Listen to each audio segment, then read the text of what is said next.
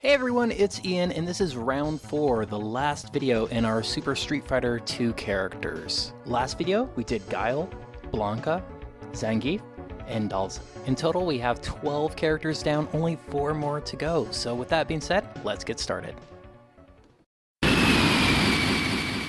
Japan! So first up, we have e.honda, and e.honda represents the sumo wrestler of fighting games. You know, there's not a whole lot of sumo wrestlers. I can think of Tekken, but a lot of games actually don't have sumo wrestlers. It's kind of interesting when you're thinking about Japan and fighting games coming from Japan. But with e.honda, he actually kind of holds a special place for me because he was the first character I ever played in a Street Fighter game. Now, that being said, I ran out of time when I was on the select screen, so it just selected him for me, but still, he has that honor of being my first Street Fighter character ever. I always was kind of freaked out as a kid because I didn't really understand the concept of the 100-hand slap and the animation style kind of anime where they don't connect all the limbs. So when he's doing his 100-hand slap, you see all those it almost looks like his hands coming off him, and that's what I thought as a kid. I thought that his arm was detaching and slapping people. I'm not sure if I'm the only one who's thought of that, but that's what I was thinking when I saw that. Of course, it's just him being super fast, and that's the animation they try to have represent that. One of the things I've noticed with e.honda and how they portray him is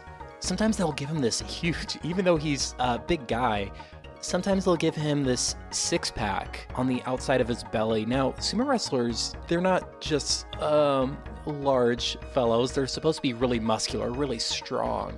So I think the six-pack is trying to represent how strong they are and that they're not just fat, right? That there's some muscle behind that and that it's about body mass with the muscles there. But I couldn't really convey that in a really, I think, effective way with how I was drawing these characters. But I did kind of have like the rolls, so it's like a six-pack roll. So I did try to add in something similar to that six-pack, but you could easily just take it as layers of fat there, which is fine. I think it conveys what it needs to. One thing I noticed as I was coming in and coloring this character is just, man, again, the colors with the Street Fighter characters, they're so spot on. This is such a clean looking character, especially with those light blues and the whites and just the skin tone.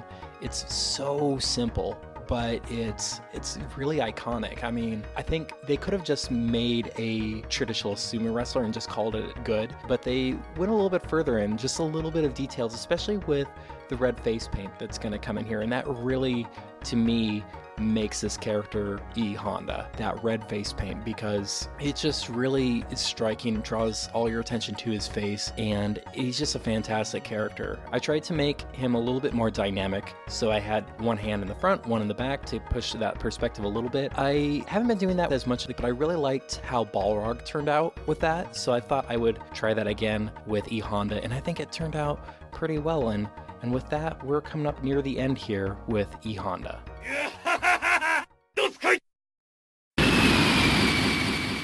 Japan! For our next figure, we are staying in Japan, and we're moving on to probably the most iconic and famous character in the Street Fighter series, and he's probably one of the most popular fighting game characters and just video game characters in general. The ironic thing is, in the States, we seem to all have a different way to pronounce his name. When I was a kid, we would say Ryu, and in some of the English dubs, they say Ryu. When I was doing some research, it looks like actually the closest way that I can pronounce his name to the way they would pronounce it in Japan would be Ryu.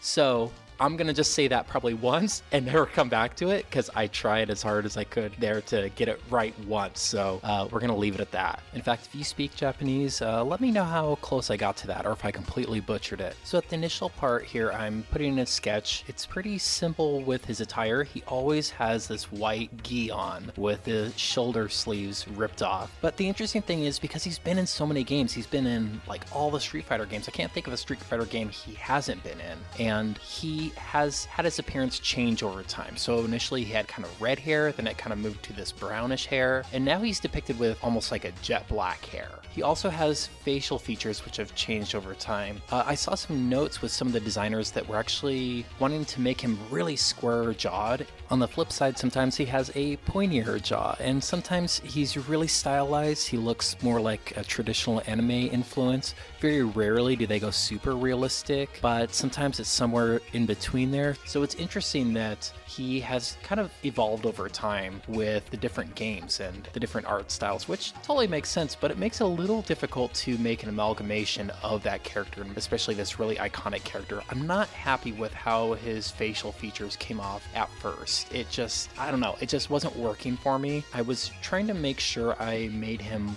look like everybody would expect when you see him. I didn't want him to look way different. I didn't want him to look too jarring. So when somebody looks at the character, they don't want to have to say, I know that character, but he doesn't look right. Something's off about him. And it's a really hard balance to make something kind of your own style, but also something that's recognizable and something that immediately people don't say, oh, no, something's off with that, something's wrong. I'm much happier with this second attempt here on the face, and one of the things I always noticed in the anime and in the games, they have these crazy bushy eyebrows, and that's something you just see stylized sometimes is these huge eyebrows, and you can actually see the hair is kind of coming up there. It's definitely an identifying characteristic, and without those it just really doesn't feel like the character. You probably could also see that I messed around not only with his stance, I moved around the arms there a little bit to just really have that right fighting style that he has, but I also moved the hair around quite a bit. At first it started off a little bit bushier. Currently it's quite a bit shorter. It used to be kind of like almost like this mid-length hair, but in the recent years it's actually gone down a little bit. So I kind of did an in-between there. As I start to move into the colors here, the gi I didn't want to be just completely white, but at first I went a little too far. I wanted to make it look a little dingy, a little used, because that's all we really see him in.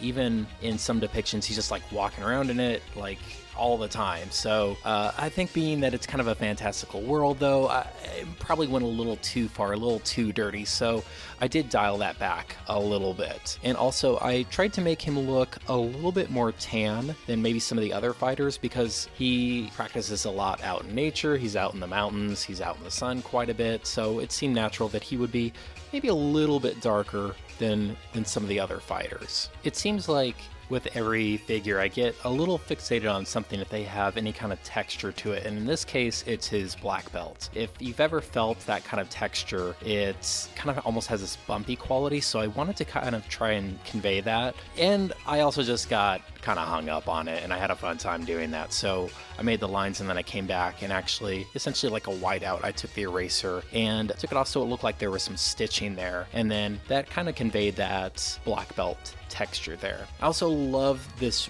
red that we see on his gloves and on his bandana. I wanted to have a little bit of variation in between those two though, so it just didn't kind of blend into each other. So there's a little bit of difference because he is such a simple design and color of a character. I want there to be a little variation, and I think that helps things pop out a little bit there.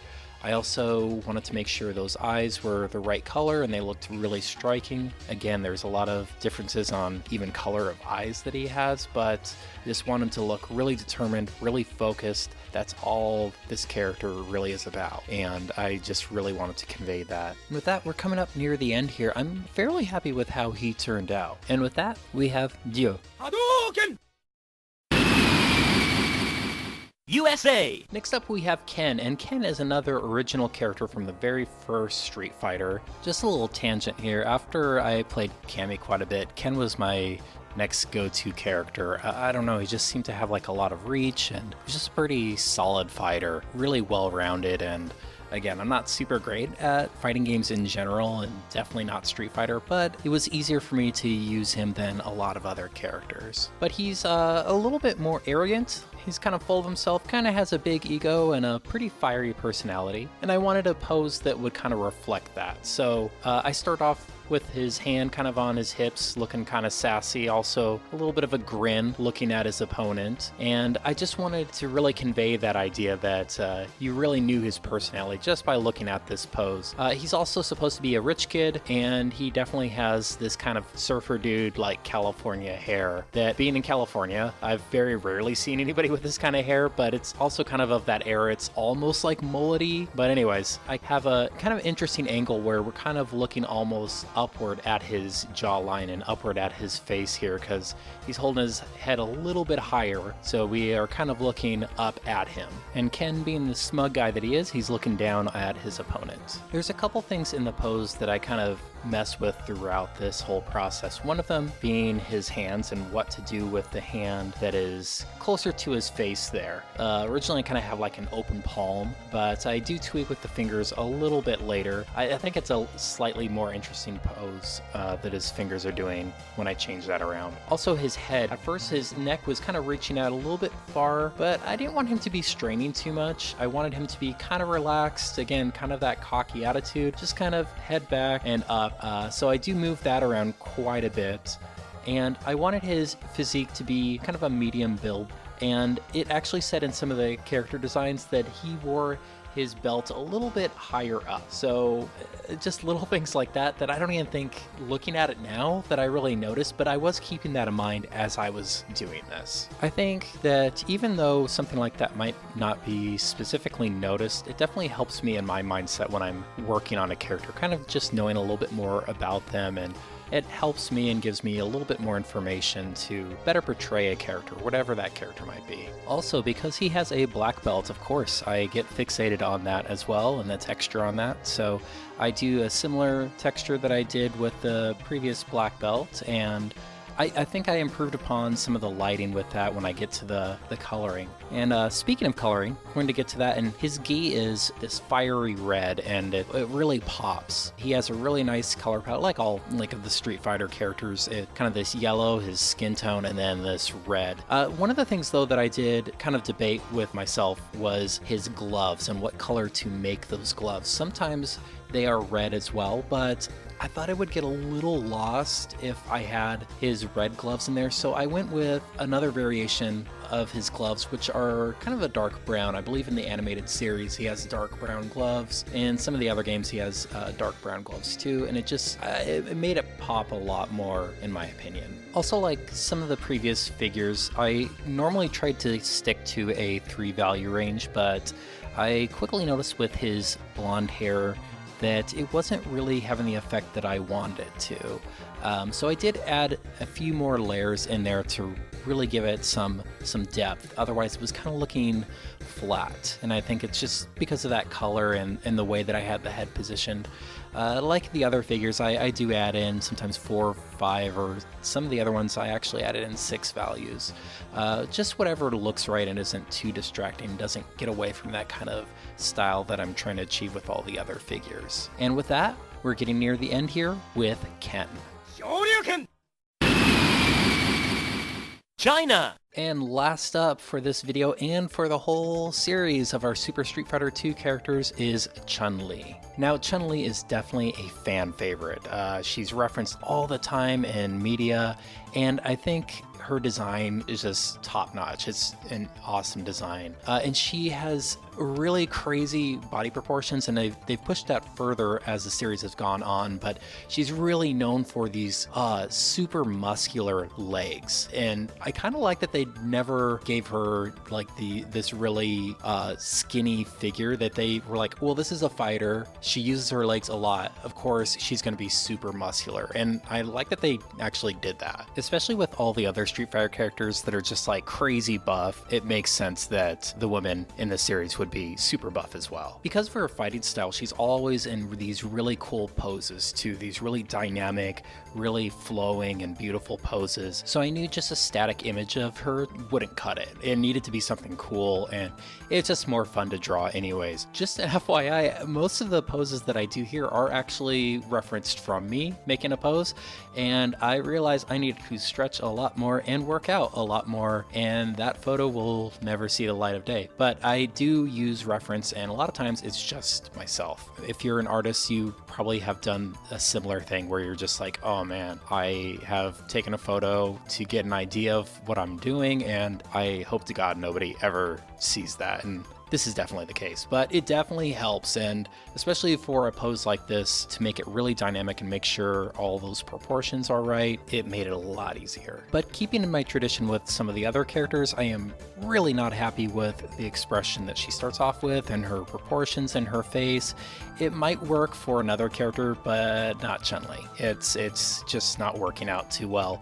She's another character that is really stylized sometimes and never looks super realistic as far as her face goes, so trying to make sure she fits right with the style I'm doing and not look too far from the Street Fighter style that they usually have going.